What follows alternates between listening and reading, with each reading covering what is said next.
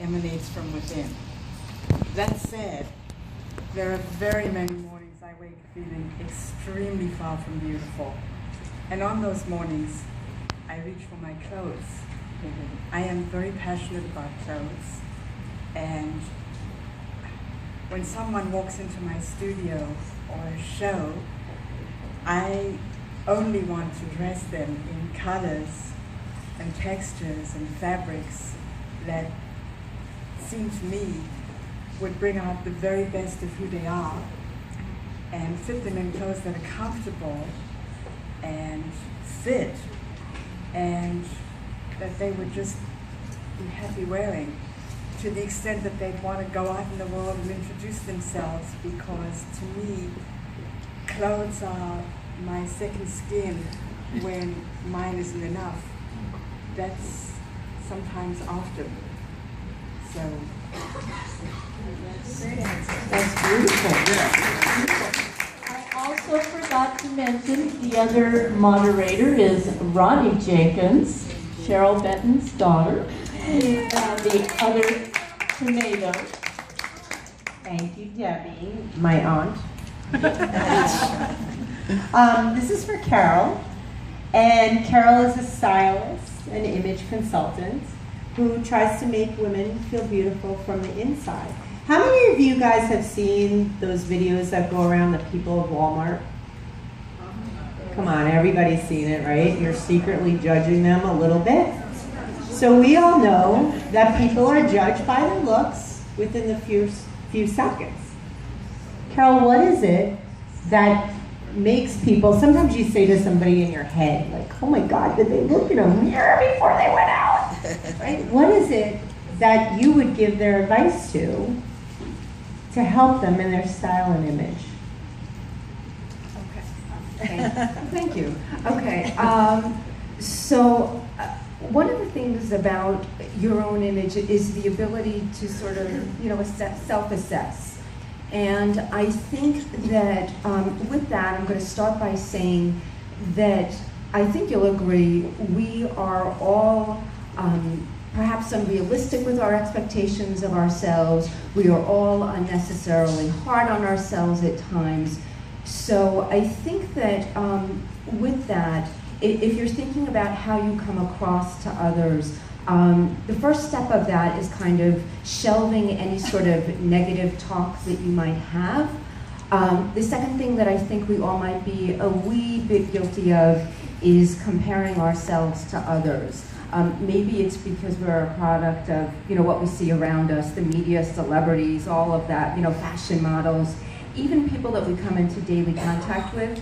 So I would first encourage people to stop looking around so much and look inward at what you have to offer and who you are. Now that being said, as you had said, we are judged by the way we look. We don't have a choice about that, but we do have a choice about the quality of the impression that we choose to make. So I always encourage people to sort of take inventory or take stock. The first thing, obviously, you want to take stock with is what's in your wardrobe. So some of the things that Gabrielle mentioned, things like with each piece, does the color flatter you? Does it make you look healthy, well-rested, or vibrant? Or does it do the opposite? Does it make you look unwell, or tired, or lackluster? So that's the first thing that you want to think about with your wardrobe. I think the next thing is, how does it fit you, the shape of the clothing? Does it highlight your best features? And does it downplay those features that you might not be as happy with? Also, the style of the clothing, does it represent you at your best? And does it represent you today? Not you 10 years ago or 10 pounds ago, right? Does it represent who you are today? And is it current and relevant? Notice I'm not using the word trendy. That's a whole other conversation. But is it sort of modern and fresh? And finally, the condition of clothing. Is it fresh looking, or is what you're wearing tired? Because when you wear clothing that looks tired, the inference is that you might be tired in your thinking, because people are sort of connecting the dots. So first I have people take inventory of their clothing. Then I have clients take inventory of where do they show up. So, and what messages do they need to send? So with that, with the wardrobe, do you have pieces that fit those needs that you feel confident and great in, or not? Maybe you need to add some things to your wardrobe. The third thing that I would ask people to consider is the results that they're getting. So take a look at where you show up personally and professionally, and are you getting the results that you're looking for? If not, maybe some tweaking to your wardrobe is in order. And just a thought, people, you may have outstanding credentials and wonderful qualities, but people see how they're packaged before they see what they are. So informative, thank you. Okay, Richard, as a master makeup artist, we can't wait to get your advice on our faces and makeup and everything. So I know that you see the face as a canvas. So what are the things that you look at in a face to enhance a woman's beauty? First, I want to just say I'm thrilled to be here with all you beautiful ladies. And I have a very simple concept of makeup. I mean, I can give you many different variations of makeup, but basically to keep in mind, when I look at a woman, I teach people to think of what a sign of beauty is for somebody who is a minimalist. And what I mean is, when we look at somebody, we say, oh, you know what, she has the most gorgeous lashes. So here it is, mascara, mascara, mascara, okay? Keep it simple. When in doubt, put mascara on. You flirt with your eyes. It really makes your eyes look whiter. It makes you look younger, because unfortunately our lashes get thinner. So that's something. So there it is. It takes a moment to put mascara on. Women have been doing it for years. Use mascara. A little bit of concealer goes a long way. There's not a person I have met that doesn't need a little bit of brightening underneath the eye. So a little bit of concealer underneath the eye. Keep it simple. Brighten that thin area underneath the eye, and you look whiter, brighter, fresher, more alive. Lipstick, a little lip color. Now, it doesn't have to be dark. You don't want to wear dark lipstick. You want to mimic lip color, natural. So, in a soft, medium tone, pink, brownie pink, more wearable. If you have a green eye, corals are beautiful as well. Play with color, but keep lip color natural intensity. If you're 24, you can do anything you want. As we get a little older, we want to be a little bit more serious with our choice of lip color. So think bitten lips or easy, glossy lips. You've never read a novel and the woman said, or the author said, we had dry, matte lips. It's a supple, sexy lip. Put a little lip color on, okay? A little bit of foundation. Foundation goes a long way. Makeup is your best friend. Today, makeup is treatment. It not only protects your skin, but it evens it out. What you want is an even palette. Therefore, then your eyes will pop, your lips will pop, and that's what you want to do. A little bit of foundation really hides a multitude of sins and really makes you look brighter, because unfortunately, our skin gets a little bit uneven. So if you want to take away the redness, it doesn't have to be a good foundation, it could be strategically placed. It doesn't have to look like a mask. So even out your skin, brighten underneath your eye, a little bit of mascara, and a little bit of cheek color. Use a natural bronzer, like a bronzer with a little bit of pink in it for daytime. Add your blusher for evening. And brows. I believe in a light brow.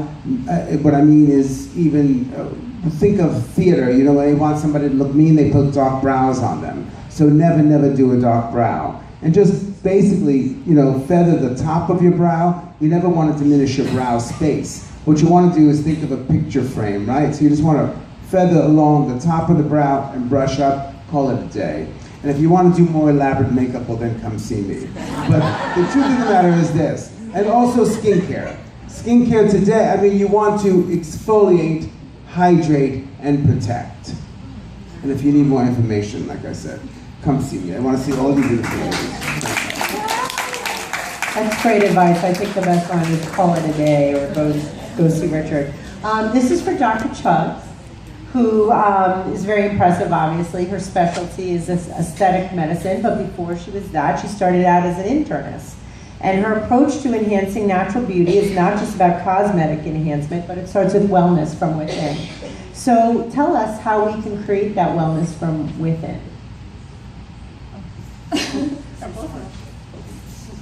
Yeah, I think it's wonderful that we live in this age where we have all these amazing non-invasive cosmetic procedures that can help us maintain our youth and prevent the aging process. But I think it's also very important to take a holistic approach to our beauty and to manage the things that can play a role in the aging process.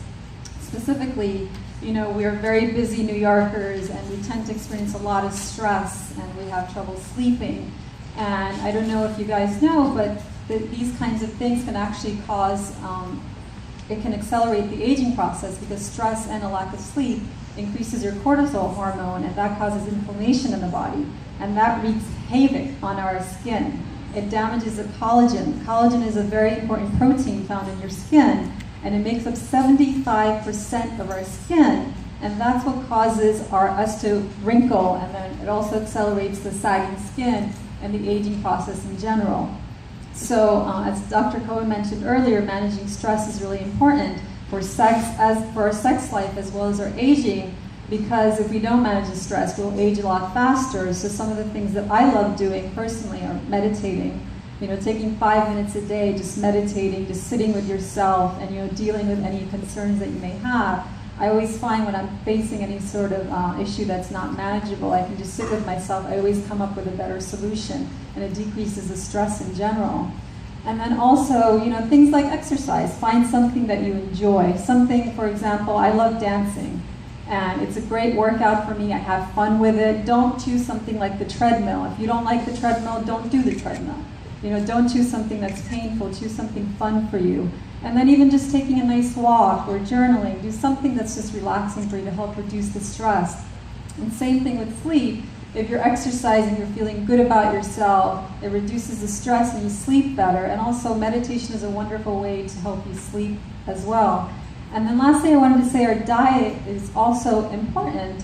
You know, we forget about that. Either we're too rushed and we're not eating enough, we're not eating the proper foods, or, you know, in particular, I think it's very important to eat organic foods. I know people say, why organic, why organic? But if you're not eating organic food, there's a lot of harmful pesticides otherwise that can also damage the collagen and accelerate the aging process. And then eating a diet that's high in antioxidants can actually protect your collagen.